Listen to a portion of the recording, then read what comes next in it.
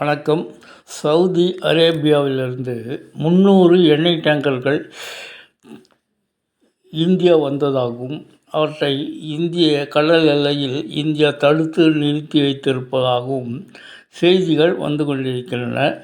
இது போலியானதாக, நம்பத்தகாததாக சொல்கிறார்கள். இந்தியா திருப்பி அனுப்பியதாகவும், இதனால் சவுதி அரேபியாவின் பொருளாதாரம் 24 மணி நேரத்தில் 10% சரிந்ததாகவும், சவுதி அரேபியா சார்ந்திருப்பதாகவும் கூறப்படும் செய்திகள் சொல்வது பொய்யானது, போலியானது என்று சில ஊடகங்கள் சொல்கின்றன. அதேபோன்று இந்தியாவிலிருந்து சவுதிக்கு ஏற்றுமதி செய்யப்படும் கோதுமை தானியங்கள் 70% இந்தியாவிலிருந்து தான் அனுப்பப்படுகிறது. அதேபோன்று பாசுமதி அரிசியும் உயிர்காக்கும் மருந்துகளும் ஏற்றுமதியை இந்தியா நிறுத்திவிட்டதாகவும் அல்லது அச்சுறுத்துவதாகவும் குற்றம் சாட்டும் ஒரு வைரல் புதிய ஆன்லைனில் பரவி வருகிறது. சவுதி அரேபியாவிற்கு சொந்தமான பெட்ரோலியம் நிரப்பப்பட்ட 300 டேங்கர்கள் இந்தியா திருப்பி அனுப்புவதாகவும், இது சவுதி அரேபியாவில் பரபரப்பை ஏற்படுத்தியதாகவும் நீண்ட செய்திகள் பரவி வருகின்றன. இது உண்மைக்கு மாறானது என்று ஊடகங்கள் தெரிவிக்கின்றன. பாகிஸ்தானுடன் பாதுகாப்பு ஒப்பந்தத்தில் கையெழுத்திட்டதன் மூலம் சவுதி அரேபியா மீதான தாக்குதலாக கருதப்படுகிறது. இந்தியா பதிலடி கொடுக்காது என்று சவுதி அரேபியா நினைத்ததா? இந்தியா அமைதியாக இருக்குமா? ஆனால் இது ஒரு புதிய இந்தியா. மோடி அரசு இது தேசிய நலன்களில் சமரசம் செய்யாது என்பதை சவுதி இளவரசர் 2ஆம் முகமது பின் சல்மான் மறந்துவிட்டாரா?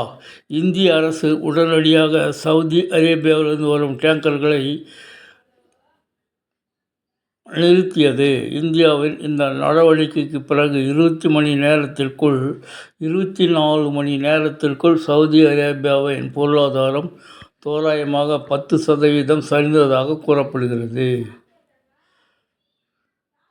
உணவு தானியங்களுக்கு இந்தியாவை நம்பியுள்ள சவுதி அரேபியா ஏற்றுமதி நிறுத்தப்படும் என்று மிரட்டியதாகவும் கூறப்படுகிறது.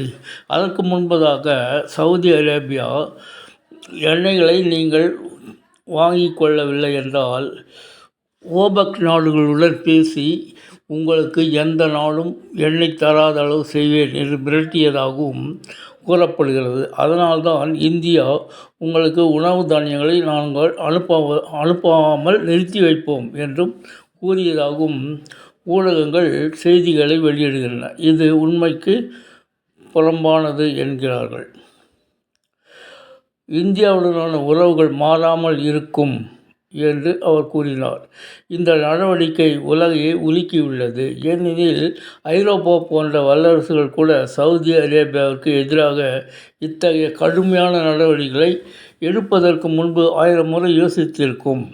எல்லாவற்றையும் மேலாக, முதலாவதாக சவுதி அரேபியா முஸ்லிம்களின் மைய நாடாக உள்ளது. இரண்டாவது, அது பெட்ரோல் உற்பத்தி மையமாகவும் உள்ளது. ஆனால் இந்தியா இந்த நடவடிக்கை புவிசார் அரசியலின் சமன்பாடுகளை மாற்றியமைக்கிறது. புதிய பரிமாணங்களை இந்தியா திறந்துள்ளது. இத்துடன் இந்தியா தனது நலன்களுடன் சமரசம் செய்யாது என்பது உலகுக்கு தெளிவாக இது காட்டுகிறது என்று அந்த அறிக்கை கூறுகிறது. இந்த செய்திகளில் உண்மை இல்லை என்று கூறுகிறார்கள். விசாரணையில் இந்த கூற்றுகள் போலியானவை என்று நாங்கள் கண்டறிந்தோம். இந்தியா சவுதி எண்ணெய் டேங்கர்களை மறுத்ததாகவோ அல்லது திருப்பி அனுப்பியதாகவோ எந்த நம்பகமான செய்தி நிறுவனமும் தெரிவிக்கவில்லை. மேலும் இது போன்ற ஒரு நிகழ்வால் பொருளாதார சரிவை சவுதி சந்திக்கவில்லை. உணவு தானிய ஏற்றுமதியை நிறுத்துவதாக இந்தியா எச்சரிக்கை விடுத்ததாகவும் கூறுவது எந்த உறுதியும் ஆதாரமும் இல்லை. மாறாக விவசாய பொருட்களில் இருதரப்பு வர்த்தகமும் தொடர்ந்து அதிகரித்து வருகிறது. ஆகஸ்ட் மாதத்தில் கார்கிலில் இருந்து பாதாம் பழங்களும் முதல் முறையாக ஒரு முயற்சியின் கீழ் சவுதி அரேபியா, குவைத் மற்றும் கத்தாருக்கு ஏற்றுமதி செய்யப்பட்டுள்ளன. இது இடையூறுகளை விட வலுவான உணவு வர்த்தகத்தை எடுத்து காட்டுகிறது.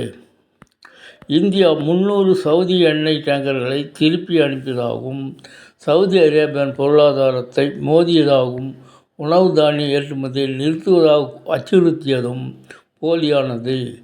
இந்தியா சவுதி வர்த்தக உறவுகள் தொடர்ந்து தீவிரமாக உள்ளன. புதிய விவசாய ஏற்றுமதி உற்பத்திகள் மேலும் வலுப்பெற்று உள்ளன. செய்தி பிடிச்சிருந்தால் லைக் பண்ணுங்கள், சப்ஸ்கிரைப் பண்ணுங்கள். மெயினாக சப்ஸ்கிரிப்ஷன் எங்களுக்கு ஆதரவை கொடுக்கும், உற்சாகத்தை தரும். ஷேர் பண்ணுங்கள். தேங்க்ஸ் ஃபார் வாட்சிங். ஜெய்ஹிந்த்.